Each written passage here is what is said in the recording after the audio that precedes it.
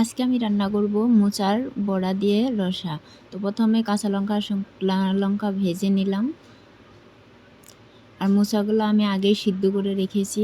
দিয়ে দিলাম গোটা ধনে। এখন ভেজে নিলাম এলাচ, লং আর জিরে।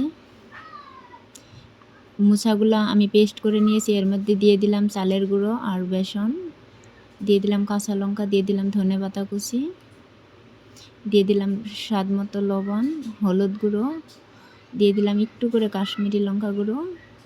এখন ওগুলো আমি পেস্ট করে নিয়েছি। এখন আমার কড়াই গরম হয়ে গেছে, একটা একটা করে দিয়ে দিচ্ছি। দেখো বড়াগুলো আমার ভাজা হয়ে গেছে, নামিয়ে নিছি। এখন আরেকটু তেল দিয়ে তেজপাতা জিরে সোমবারে দিয়ে দিলাম। এখন আগে থেকে সিদ্ধ করে রাখা আলুগুলো আমি দিয়ে দিলাম।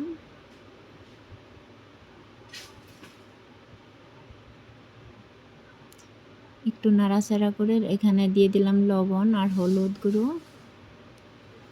আর ভাজা মশলাটা দিয়ে দিলাম। এখন আমার মশলা কষানো হয়ে গেছে, দিয়ে দিলাম জল।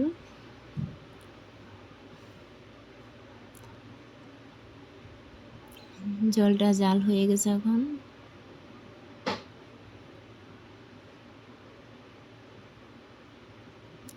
এখন দিয়ে দিলাম গরম মশলা বাটা, দিয়ে দিলাম ভাজা বড়াগুলো। হয়ে গেছে, নামিয়ে নিলাম। রেডি মোচার বড়ার রসা।